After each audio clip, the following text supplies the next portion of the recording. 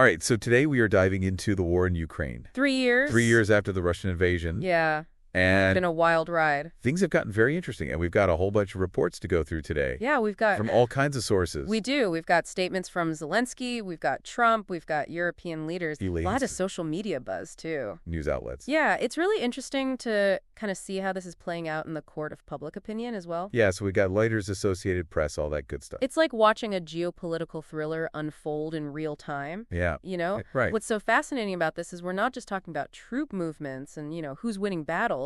We're really looking at the bigger picture here. Yeah. Like this whole network of global politics and alliances are shifting and changing, and it's really quite something. Like tectonic plates. Exactly, yeah. And, I think a lot of this can be traced back to Trump's return to office. Oh, absolutely, Trump. Talk about a game changer. Coming back into the White House has been a huge plot twist. Complete 180 from the previous administration. In this whole saga. Oh, yeah, to put it mildly.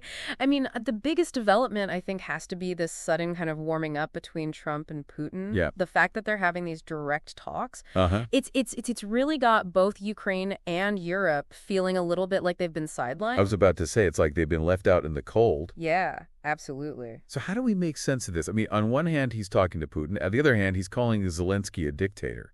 He's even kind of suggesting that Ukraine is somehow to blame for this whole mess. It's like he's playing both sides. Yeah, it's a really risky strategy. There's no doubt about that. Right. One way to look at it is that he's trying to put pressure on Zelenskyy, Right. Force them to negotiate, maybe even concede to some things that would benefit Russia. Yeah. But it could also be a way to try to shift public opinion here in the U.S., make people less supportive of Ukraine. Sure. Whatever the reason, I think it's creating a lot of uncertainty. Well, yeah, and I mean, you could just feel that uncertainty in Kyiv. I mean, Zelenskyy questioning America's role as the leader of the free world. Yeah. That's a pretty big deal. That's a big statement. I mean, imagine being in Ukraine's position. You're relying on U.S. aid to fight this war, and suddenly it feels like the rug is being pulled out from under you. Oh, absolutely. And then you add this whole back and forth about this potential minerals deal between the U.S. and Ukraine. Yeah. On the surface, it looks like Ukraine's trying to secure more support from the U.S., but there's some real disagreement about the details. Especially when it comes to the level of U.S. access to Ukrainian resources. Right. In exchange for security guarantees. Yeah, it's like a high-stakes bargaining session. Yeah, and I don't envy anyone having to make those calls. No kidding. So while all this is happening, you've got European leaders trying to walk this really fine line. Yeah. They want to reassure Zelenskyy. Yeah. But they also have to figure out how to deal with the U.S. president who seems to be making up his own rules as he goes along. It's like they're caught between a rock and a hard place. Yeah, for sure. They want to keep that relationship with the U.S. strong. Right. But they also have their own security concerns. Yeah. And, of course, they have a moral obligation to help Ukraine. Absolutely. And the timing of all this couldn't be worse. Yeah. This is all happening on the 3rd anniversary of the war. It's crazy how that worked out. I know, right? Von der Leyen, Trudeau, Santos, they've all made these big, very public visits to Kyiv to show their support for Ukraine. It seems like they were also sending a message to the U.S. Oh, I think so. Like, hey, we're still here. We're not going anywhere. Right. It's almost like they're trying to secure their place at the negotiating table before it's too late. Yeah, because they don't want to be left out of any peace bail. Exactly. And they're not just talking the talk either. Yeah. Spain has pledged €1 billion in military aid. The EU is offering billions more in financial assistance. Wow. This is real concrete action to show that they're serious about helping Ukraine. Yeah, and it makes you wonder if all of this is pushing Europe towards a more independent role in the world. It's possible. I mean, we've been hearing a lot about Europe wanting to boost its own defense capabilities. Right. Maybe rely less on the U.S. It's like this situation is forcing them to confront some really tough questions about their future. And, if we zoom out a little bit, it's clear that what's happening in Ukraine has implications far beyond Ukraine's borders. Oh, absolutely. If Russia wins this thing decisively, it's going to send a message to other authoritarian regimes around the world. Yeah. Crime is watching this very closely. Yeah, I was thinking about Taiwan. Exactly. It's a very similar situation. What if the rules-based order that we've all come to rely on starts to crumble? Like a domino effect. Yeah, it could destabilize the entire globe. And then, of course, there's the human cost. Oh, yeah. Which is just unimaginable. Zelenskyy said that an estimated 46,000 Ukrainian soldiers have been killed. Heartbreak. And that doesn't even include the thousands who are missing. Right. Or the countless civilian casualties. The UN has painted this really grim picture. Yeah. Families being torn apart, cities destroyed, a refugee crisis on a massive scale. It's a stark reminder that while we're sitting here analyzing this situation, yeah, There are real people whose lives are being shattered by this war. Absolutely. So let's talk about peace negotiations. Okay? The U.S. and Russia are talking about a ceasefire, Yeah. but there's a big problem. Who's missing from the table? Ukraine. And its European allies. Yeah, so they're trying to work this out without involving the people who are most affected. It's crazy, right? Zelenskyy has said very clearly that any deal that affects Ukraine's future has to include Ukraine in the discussions. Makes sense. He even went so far as to say that he would step down as president Wow. if it meant peace for Ukraine and NATO membership. That's a huge statement. It is. It shows how much this situation means to him. Yeah. And how committed he is to securing a future for his country. It also shows the difference between what the U.S. wants and what Ukraine wants. Right. The U.S. seems to want a quick resolution, but Ukraine is determined to fight for its own interests. Well, it feels like we're at a real turning point. Definitely. Not just for Ukraine, but for the whole world. Yeah, it's like the old rules are being rewritten right before our eyes. And the way I see it, this war has become a catalyst. A catalyst for change. For all these trends that were already happening, but now they're moving faster. Absolutely. And one of the biggest things I see is this potential shift in power. Yeah. Away through a world dominated by the U.S. The rise of a multipolar world. So what does that actually look like? I mean, Well, think of it this way. In a multipolar world, alliances are constantly shifting and changing. okay. It's not so much a rigid hierarchy as it is like a complex dance. You know, countries aligning and realigning based on their own interests. Right. It's definitely more unpredictable. More chaotic. Which, yeah, can lead to more tension. And more risk of miscalculation. Exactly. So you have to wonder, how does this impact organizations like NATO? Right. You know, which were designed for a completely different world. Yeah, I mean, NATO was built on the idea of collective defense against a common enemy. Right, the Soviet Union. But in a multipolar world... The threats are much more diffuse. Right. And the interests of NATO members might not always align. So is this the beginning of the end for NATO? It's hard to say. Or will it transform into something completely new? That's the big question. Yeah. But one thing's for sure, the old certainties are gone. Yeah. We're seeing a reevaluation of everything we thought we knew about security alliances, global leadership. And that's where Europe's response becomes really fascinating. Yeah. Because they're being forced to step up in a way they haven't before. Exactly. They're not just sending thoughts and prayers. They're providing real, tangible support to Ukraine, both militarily and financially. We talked about the €1 billion from Spain. Right. And the EU's billions in financial aid. Those are big commitments.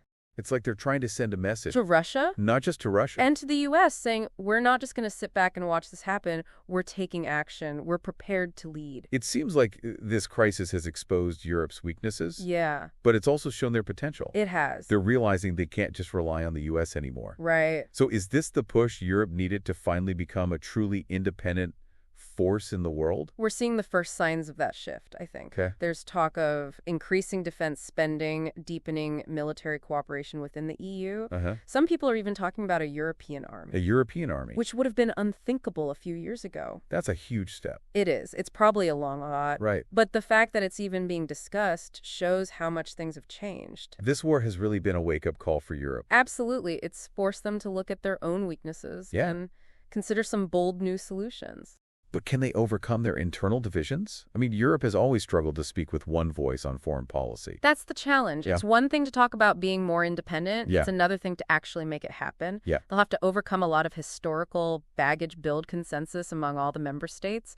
Make some tough choices about their priorities. It sounds like they're at a crossroads. They are. They have the potential. But the path forward is not clear. And all of this is happening against the backdrop of these peace talks, which are very fragile. The fact that Ukraine and its European allies have been excluded from these U.S.-Russia talks raises serious questions about whether any agreement will actually work. Yeah, I mean, it's hard to imagine a lasting peace if you ignore the people who are most affected by the war. It's like trying to build a house without talking to the architect or the people who are going to live there. Right. So this is where Europe has a real opportunity. I think so. As the U.S. seems to be stepping back, Europe can step forward. They can use their economic and diplomatic power to play a more active role in shaping any peace agreement. But they'll need to overcome their own divisions.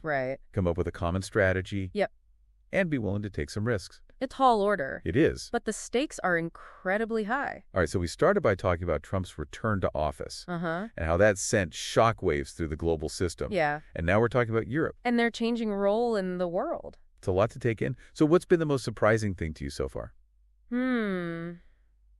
I think the thing that struck me the most is just how quickly things are changing. Alliances are Events are unfolding at a dizzying pace. Like everything we thought we knew about global politics Is being challenged. Yeah, the old playbook doesn't work anymore. Exactly. We're in uncharted territory now. Which is both exciting and terrifying.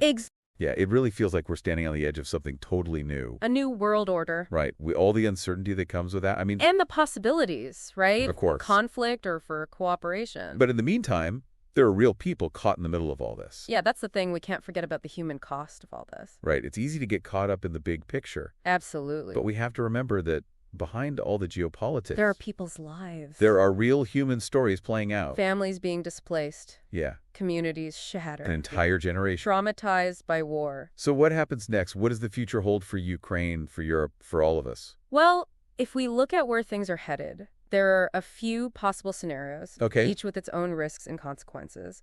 One possibility is that the U.S. and Russia, they managed to work out a ceasefire deal. Even without Ukraine at the table. Even without Ukraine's full participation. Yeah. But wouldn't that be kind of a hollow victory? It could be.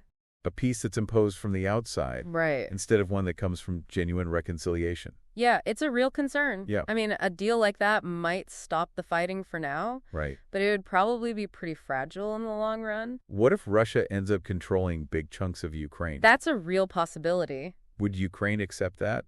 It would be a tough pill to swallow. Yeah, and it would set a dangerous precedent. Absolutely. It would be like rewarding aggression Right. and undermining the whole idea of territorial integrity. It would send a message to other authoritarian regimes. Like, hey, go ahead, take what you want. Exactly. They might start thinking they can get away with it too. And it would leave Ukraine itself Divided. with the threat of more conflict always hanging over them. Yeah. So what's the alternative?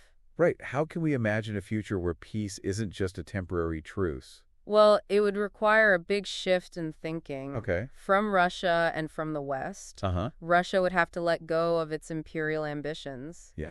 Recognize Ukraine's right to exist as an independent nation. Okay. And the West would need to provide Ukraine with security guarantees, give them the support they need to rebuild, Right. to defend themselves. And most importantly, Ukraine needs to be a part of any negotiations. Absolutely. Not just a bystander. Their voice needs to be heard. Yeah. Their interests need to be respected. That's a tall order. It is. Especially with all the mistrust and animosity right now. There's no denying that the road to peace will be long and difficult. Yeah. But it's not impossible. So what would it take? I mean, It would take visionary leadership, yeah. a willingness to compromise from all sides, Uh-huh. and a commitment to building a future based on mutual respect. And cooperation. Exactly. And we've covered a lot of ground in this deep dive. We have. We talked about Trump's return and the impact that's had. The shifting alliances. The potential for conflict and cooperation. The human cost of war. If you could leave our listener with one final thought, One final thought. what would it be? I would say this. We're at a crossroads. Okay. The decisions we make today Yeah. are going to shape the world for generations to come. It's a heavy responsibility. It is. We need to be realistic about the challenges we face. Yeah. But we also need to hold on to hope. Right? We have to believe that we can overcome these challenges Uh-huh. and build a better world. And that starts with each of us. Staying informed, thinking critically. And demanding that our leaders step up. It's a call to action. It is. We're not just watching history unfold. We're a part of it. We're shaping it with our choices and our actions. Yeah, it's like we're on the edge of this whole new world order. But, We're still dealing with the fallout from the old one. and real people are caught in the middle. Right. There are lives hanging in the balance, and it just makes you wonder, What happens next? yeah, what does the future hold for Ukraine, for Europe, for the world? Well, there are a few different ways this could all play out. Okay. Each one with its own set of consequences.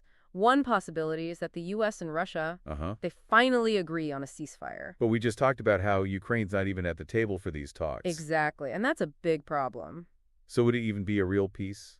It might bring a temporary halt to the fighting, but it wouldn't address the underlying issues. Right. And it would probably be really fragile. Exactly. It wouldn't be built on a foundation of trust and reconciliation. So what if Russia ends up keeping control of parts of Ukraine?